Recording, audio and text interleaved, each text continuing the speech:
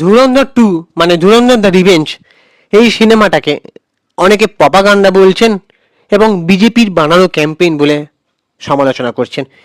এটা নিয়ে পরিচালক আদিত্য ধর মুখ খুললেন। তিনি বললেন যে যারা আমার সিনেমাকে প্রপাগান্ডা ফিল্ম বলেন তারা পুরো ভিডিওটা দেখার জন্য প্লিজ আমাদের ইউটিউব চ্যানেলটাকে সাবস্ক্রাইব করো, ভিডিওটাতে একটা লাইক দাও। আজকে এটা নিয়ে আলোচনা করব যে ধুরন্ধর সিনেমার এই যে পরিচালক আদিত্য ধার, তিনি এটাকে কি চোখে দেখছেন এবং তিনি কি প্রতিক্রিয়া দিলেন, তিনি বেজায় চড়লেন নাকি, সেটা সবটা আলোচনা করব। তোমরা প্লিজ আমাদের সাথে থাকো, প্লিজ স্টে কানেক্টেড। দেখো, রেকর্ড ভাঙা সাফল্য নাকি বিতর্কিত প্রপাগান্ডা, এটা নিয়ে যদি আজকে আলোচনা করতে বসি তাহলে মানে সেটা অনেক বড় কিছু হবে। মানে এই যে পরিচালক আদিত্য ধর, এই যে সমালোচনা হচ্ছে, তাকে নিয়ে যে অনেক কথা হচ্ছে, এটা কিন্তু অস্বীকার করার উপায় নেই। তার মানে সে একটা ভালো কাজ করে দেখিয়েছে, তাই তাকে নিয়ে এমন কথা হচ্ছে। যখন তোমার কাজকে নিয়ে কোনো কোনো সমালোচনা হবে না, যখন তোমার কোনো কাজকে নিয়ে কোনো কথাই কেউ বলবে না, তার মানে ভাববে যে তোমার কাজটা লোকের চোখে পড়েনি। ঠিক এমনটাই ব্যাপার। তো এই যে ধুরন্ধর 2 এই সিনেমাটাকে নিয়ে পরিচালক আদিত্য ধর মুখ খুললেন। তার আগে বলে রাখি, ধুরন্ধর আগের পার্টের সিনেমাটা কারা কারা দেখেছো সেটা অবশ্য কমেন্ট করে জানাতে পারো। দেখো, ধুরন্ধরে অনেক কিছু ছিল না, ধুরন্ধর 2 দ্য রিভেঞ্জ আবার অনেক কিছু আছে। এই সিনেমাটা ধুরন্ধরের যে সিনেমাটা সেটা কিন্তু প্রায় 1400 কোটি ছাড়িয়ে গেছে, বিশ্বজুড়ে আয় করেছে। তার ঠিক কয়েক মাস পরেই ধুরন্ধর 2 দ্য রিভেঞ্জ এই সিনেমাটা এটাও প্রায় ঝড় তুলেছে। প্রথম দিনে প্রায় 160 কোটি টাকার অবিশ্বাস্য একটা ব্যবসা করেছে। 3 দিনে সেটা 500 ওপরে ছাড়িয়ে গেছে, 500 কোটির ওপরে। এবারে এই সিনেমার যতটা তথ্য অনুযায়ী জানা যাচ্ছে, এই সিনেমাটার বাজেট যদি ধরি, প্রথমটা মনে হয় 280 কোটি টাকা, তারপরে এই ধুরন্ধর 2 দ্য রিভেঞ্জ এটাকে নিয়ে যদি ধরা হয় তাহলে প্রায় প্রায় তোমার 350 থেকে 400 কোটির উপরে বাজেট।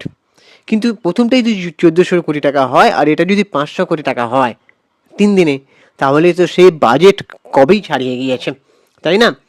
তো এই ছবি আবার শাহরুখ খানের রেকর্ডকেও মানে ছাড়িয়ে গিয়েছে। ভাবা যায়, ভাবতে পারো তোমরা যে খোদ জওয়ান শাহরুখ খানকে হারিয়ে দিয়েছে প্রথম অ্যাডভান্স বুকিংয়ের রেকর্ড দিয়ে। জানা যায় যতদূর যে অ্যাডভান্স বুকিংয়ের রেকর্ড শাহরুখ খানের 120 কোটি ছিল, মানে প্রি সেল রেকর্ড, কিন্তু সেটা প্রায় 280 কোটি না এরকম কত ছাড়িয়ে গিয়েছে। সেটা আমি আগের ভিডিওতে আলোচনা করেছি, তোমরা গিয়ে দেখতে পারো সেখানে।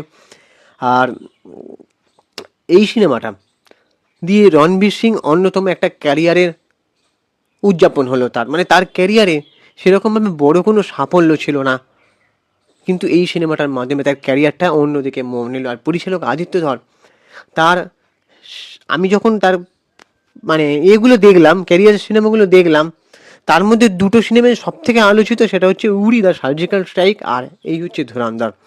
তার আগে করেছে 370 করেছে এই আমি গৌতমকে নিয়ে, সেটা কিন্তু এই দুটো সিনেমায় তার সব থেকে আলোচনা। ধুরন্ধর তো আলোচনার শীর্ষে।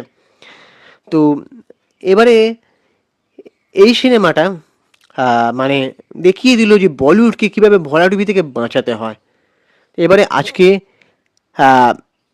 এই যে পরিচালক এবারে তীব্র সমালোচনা নিয়ে বেজায় ছুটেছেন। তিনি যেটা বললেন যে যারা আমার সিনেমাকে প্রপাগান্ডা ফিল্ম বলেন আমি তাদের পরোয়া করি না। আসল ব্যাপার হলো আমি জানি তারা কারা।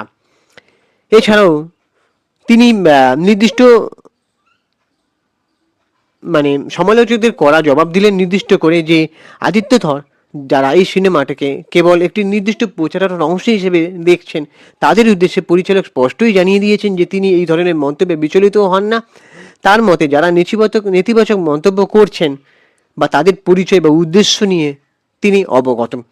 নিজের সৃজনশীল কাজের প্রতি পূর্ণ আত্মবিশ্বাস রেখেই তিনি বক্তব্যের এই ঐতিহাসিক সাফল্য উদযাপন করছেন। একজন নির্মাতার জন্য যখন কথা বলে তখন বাইরের বিতর্ক সেটা একেবারেই গৌণ হয়ে দাঁড়ায়।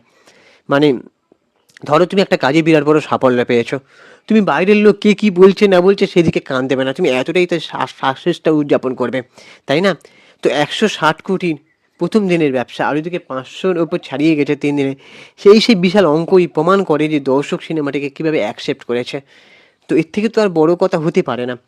তো আপনি কি ধুরন্ধর 2 মানে দ্য সিমেন্ট এই সিনেমাটা দেখেছো? পরিচালকের এমন সাহসী মন্তব্য এবং সিনেমার রেকর্ড ব্রেকিং আয় নিয়ে তোমাদের কি মতামত সেটাও কমেন্ট করে জানাতে পারো। আমাদের ইউটিউব চ্যানেলটাকে সাবস্ক্রাইব করে দাও, ভিডিওটাতে একটা লাইক দাও। আমি ইনস্টাগ্রামে রয়েছি সুপ্রিয় পৌতলে সিনেমিডিয়া, ওখানে গিয়ে ফলো করে দাও। টাটা, দেখা হচ্ছে পরের ভিডিওতে।